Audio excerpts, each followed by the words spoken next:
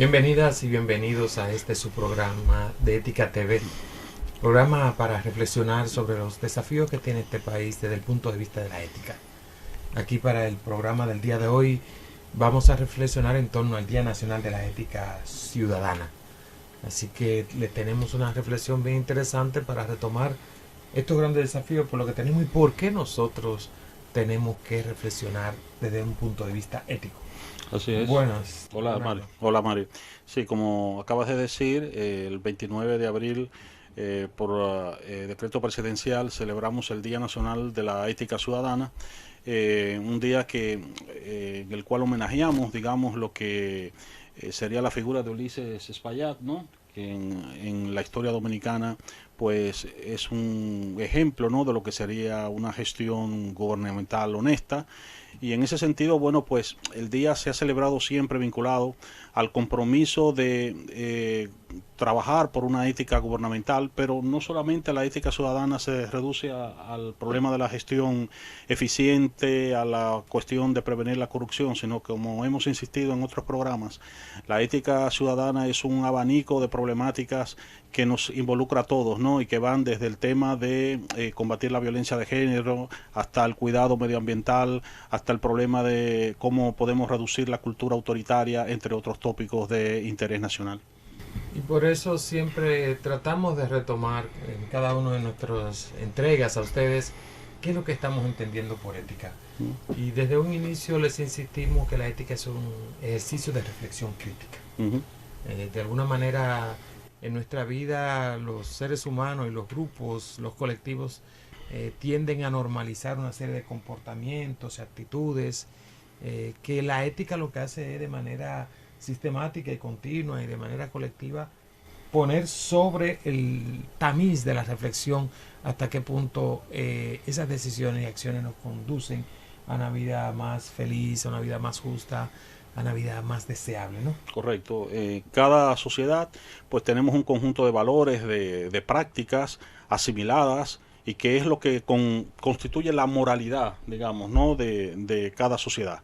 Pero ese conjunto de valores o de prácticas, al ser interiorizadas en el proceso de socialización, pues casi nunca, bueno, pues las cuestionamos, sino que las damos como buenas de por sí. Y precisamente la función de la ética es que reflexionemos sobre la moralidad, es decir, sobre ese conjunto de valores, de prácticas, para ver cuál es su racionalidad, para ver cuál es su deseabilidad y cómo podemos entonces, si aquellas no promueven, digamos, formas de vida más democráticas o más civilizadas, pues cómo podemos revisarlas, ¿no? Y nosotros, y como ejemplo, tenemos, y lo hemos ido viviendo, el trato que nosotros damos a la niñez y a los niños. En la cultura más tradicional, los niños no eran sujetos de derecho.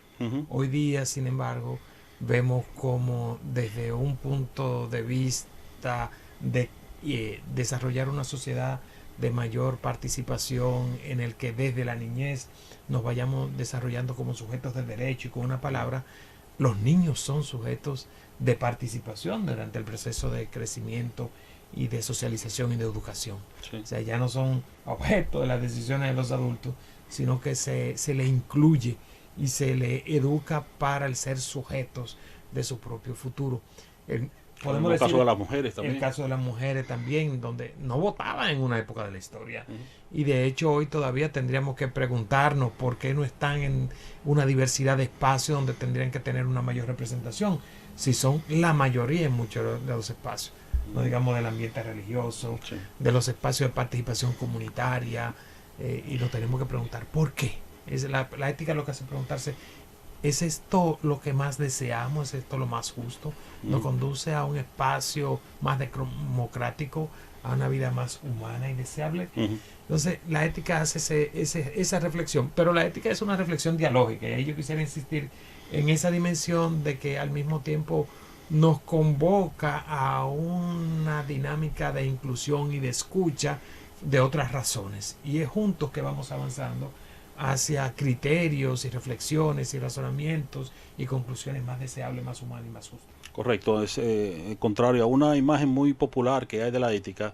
Esta no tiene, digamos, ese carácter de, digamos, de normativos, digamos, en el sentido de catecismo, ¿no? De decirle a la gente qué es lo que tiene que hacer, sino que por el contrario es un O ejercicio. de que ya está dicho porque ha sido positivizado y es Exactamente. así como lo que sería Correcto. una ley, una norma. Correcto, es un ejercicio constante de discusión, de debate, de reflexión sobre precisamente las normas que están explicitadas en las leyes o las prácticas que tenemos, digamos, como parte de la cultura para precisamente, pues, ver de qué manera entonces podemos seguir desarrollándonos como sociedad.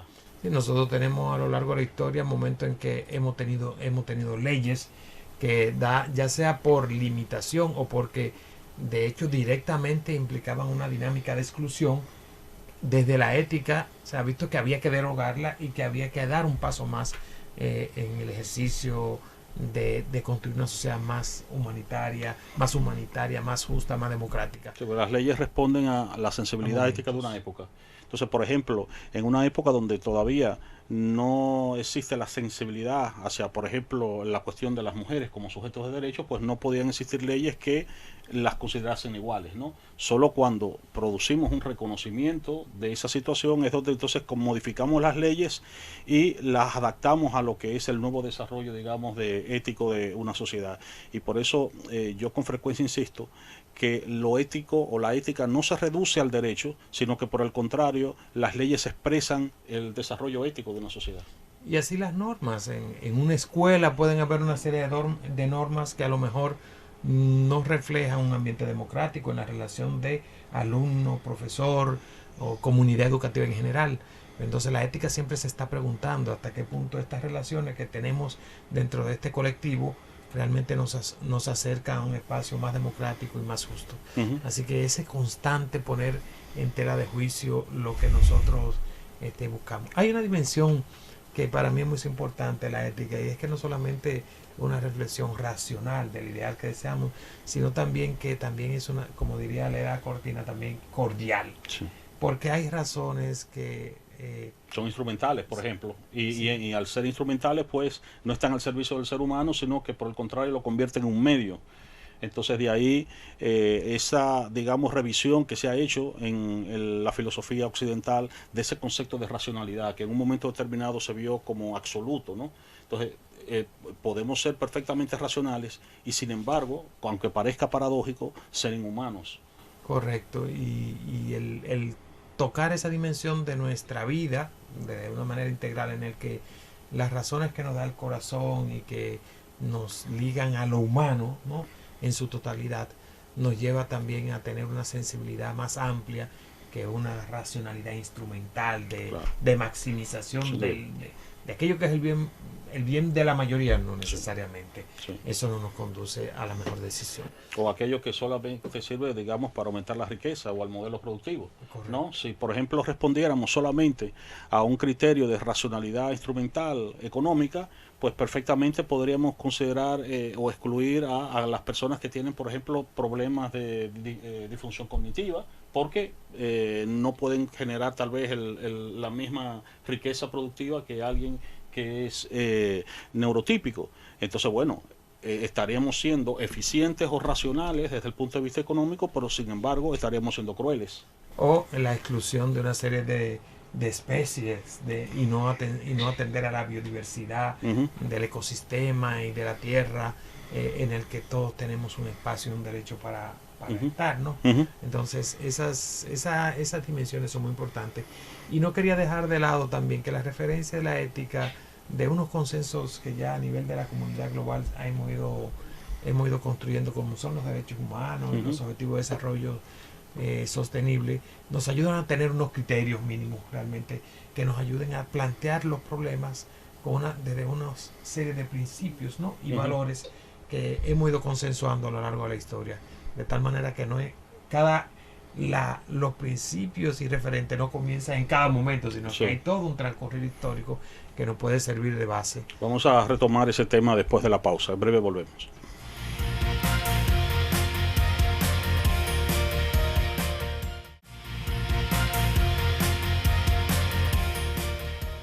Gracias por continuar con nosotros en su programa de Ética TV. programa para reflexionar sobre la ética ciudadana. Y en el día de hoy estamos reflexionando en torno a cómo reflexionar éticamente, precisamente porque estamos conmemorando el Día Nacional de la Ética Ciudadana, el 29 de abril. Alrededor también de tantas gestas patrióticas, ¿no? Que están alrededor de abril y que también nos sirven como referencia la entrega de tantas personas. De hecho, porque alguna vez hablar de valores y de principios y de ética desde el discurso no siempre es lo más conveniente, sino desde la ejemplariedad también es muy importante. Y los héroes y heroínas de nuestro pueblo de alguna manera nos jalonan realmente a buscar un comportamiento a la altura de lo que ellos soñaron y de la patria que nos legaron. Hablamos que en el reflexionar ético, en cada ejercicio de reflexión colectiva y de debate dialógico para buscar lo más democrático, lo más justo, la mayor felicidad, no partimos de cero. La humanidad ha ido recorriendo camino en esta reflexión y se ha dado unos consensos mínimos que están plasmados en esa Declaración Universal de los Derechos Humanos y también en los Objetivos de Desarrollo Sostenible, que son unos referentes claves que nos sirven a nosotros para ver hasta qué punto nuestras decisiones, acciones están orientadas desde el punto de vista ético. Correcto, de la misma manera en que decíamos que el desarrollo de las leyes pues expresa la evolución de una sensibilidad ética, pues también cuando formulamos principios como el de la Declaración Universal de los Derechos Humanos, esta declaración es la expresión de la evolución histórica también de la humanidad, ¿no? Donde se hacen una serie de reconocimientos mínimos, ¿no? Que trascienden lo que son las especificidades culturales, ¿no? Y que nos permiten juzgar y decir, por ejemplo, no, esta práctica, aunque la practique una cultura determinada, pues es reprobable, ¿no? Es decir, de la misma manera en que una práctica cultural nuestra puede ser reprobable, no tenemos que aceptarla porque sea nuestra, de la misma manera también podemos evaluar otras prácticas, es decir, no, estas prácticas son reprobables porque, bueno, no promueven formas de vida democráticas o no promueven formas de vida civilizadas o generan un agravio a seres humanos o generan exclusión hacia seres humanos. Entonces, de ahí la importancia de tener estos referentes que son, digamos, trascendentales en el sentido en que van más allá de lo que son los horizontes culturales o las relatividades propias de las distintas comunidades humanas. Y nos podíamos preguntar a nosotros, ¿por qué es urgente la ética en el contexto dominicano? Desde la reflexión en América Latina, cuando pensamos en la filosofía de la liberación y la teología de la liberación, el tema de reflexionar desde el reverso de la historia, desde las víctimas de nuestra historia, es un referente fundamental para ayudarnos a reflexionar anclados en la realidad. Y cuando uno se pregunta y ve y toca los márgenes de nuestras sociedades, los grupos humanos que más sufren, entonces nos debe surgir la pregunta.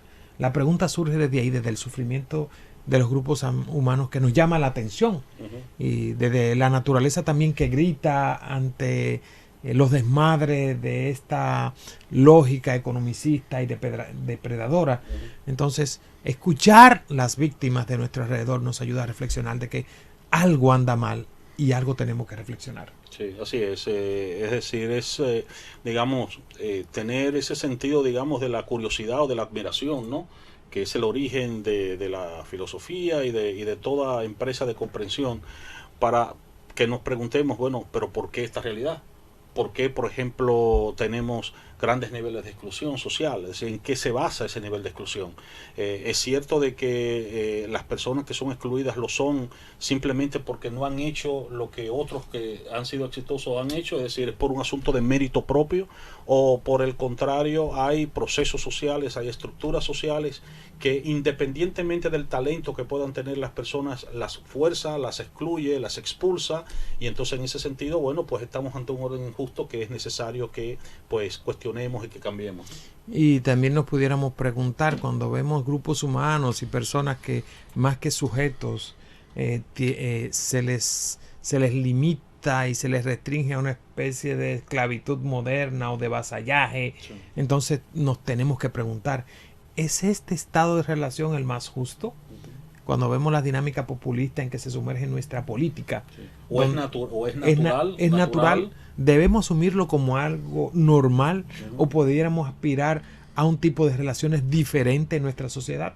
La ética frente a ese tipo de dinámicas en el que el grito de las víctimas y de las exclusiones tienen que decirnos algo y nos ayuda a desnormalizar esto que ya hemos asumido como un dato de realidad que se nos impone. Y sin ese cuestionamiento, pues nuestras sociedades no hubiesen avanzado, porque por ejemplo otras relaciones de opresión, como fue en el pasado, por ejemplo, el considerar a los negros inferiores o considerar a las mujeres inferiores y excluirlas, se vieron como naturales. Sí. Es decir, se vieron basadas como si estuviesen basadas en la naturaleza. Y sin embargo fue el cuestionamiento de ese status quo lo que permitió que hoy en día reconozcamos que esos sujetos que en el pasado se vieron como cosas, como objetos, pues hoy gocen de reconocimiento igual que cualquiera de nosotros, ¿no? Sí, y por ejemplo, yo llego a algunas oficinas en las que hay una serie de retratos de pasados directores o presidentes de organizaciones e instituciones públicas o privadas, y cuando tú ves toda la fotografía de hombres y tú te preguntas, ¿y por qué? Esto debería ser así. Tenemos que desnormalizar esto que simbólicamente se nos impone y que se ha hecho como cotidiano y sin ningún problema, o no cuestionamos, y en los ambientes religiosos todavía, y en nuestra cultura católica que todavía es más, cuando al mismo tiempo tampoco nos indigna esa realidad, entonces la normalizamos, y cuando no somos capaces de decir algo aquí no está bien, porque si lo que yo promuevo es un principio de justicia, de participación, de dignidad para todos, de igualdad, de equidad, entonces algo anda mal en la concreción de estas relaciones. Así es. Usualmente, bueno, uno de los problemas que tiene que ver con esto que acabas de plantear es el hecho de que muchas veces no somos conscientes de ello, ¿no? A veces no necesariamente por un acto consciente tendemos, por ejemplo, a cultivar relaciones de desigualdad o relaciones de exclusión, sino simplemente creemos que porque discursivamente hemos asimilado el discurso de la equidad o el discurso de la igualdad, pues en la práctica lo hacemos, y resulta que las prácticas, como forman parte de hábitos arraigados, pues muchas veces las reproducimos de manera inconsciente, ¿no? Y eso se expresa cuando decimos, por ejemplo, no, yo no soy machista, pero realmente cometemos o incurrimos en prácticas machistas, o podemos decir que no somos racistas, pero tener prejuicios que son racistas, ¿no? Esas paradojas se dan precisamente por eso, por el hecho de que muchas veces no somos conscientes de esos hábitos morales, ¿no? Sí, y hábitos y relaciones sociales que entendemos como normales. La situación de nuestra ciudadanía y el acceso a la salud, a la seguridad social, que a nosotros nos parecen como un dato de realidad de que eso debe ser así. La ética precisamente nos ayuda a indignarnos y a soñar que otro mundo es posible, que otras relaciones sociales, en base a los principios que dice nuestra república, podemos aspirar. Vamos a hacer una pausa para seguir con ustedes en breve.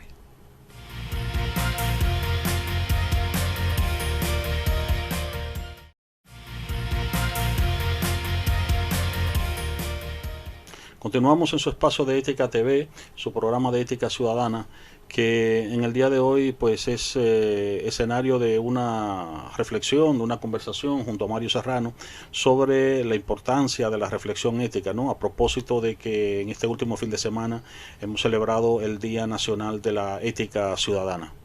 Así es, y hemos visto una serie de aspectos de por qué la urgencia de reflexionar ético desde el punto de vista de estar con una sensibilidad atento a las víctimas, de la indignación, de desnormalizar aquello que hemos normalizado y que no lo conlleva a una sociedad justa, de acuerdo a los principios que nosotros anhelamos como república.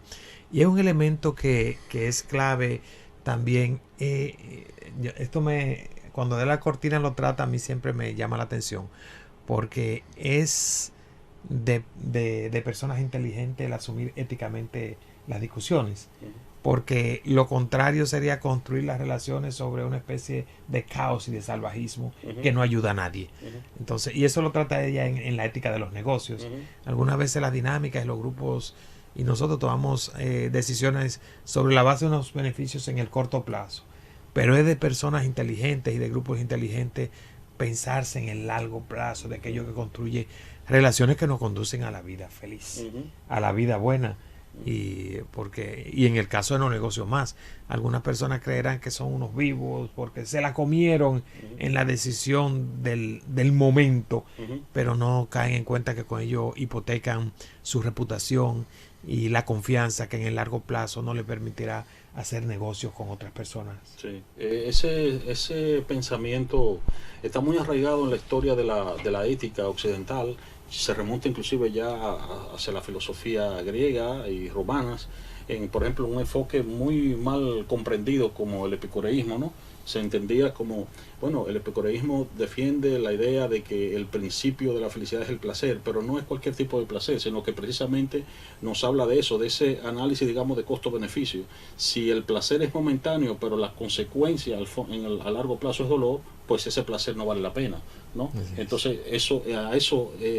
estamos ahí ante un meollo importante, porque se trata de trascender ese inmediatismo al que con frecuencia estamos, digamos, de una manera u otra impulsados, y la razonabilidad a la que tú te refieres es precisamente eso, ¿no? De que tenemos que ver el cuadro completo, ¿no? Cuáles son las consecuencias o las implicaciones de estas acciones que hacemos, y en función de eso entonces tenemos una mirada mucho más clara que la de simplemente ver el beneficio instantáneo que me va a generar una práctica, una acción, y luego entonces un daño, un agravio del cual inclusive yo mismo salgo afectado.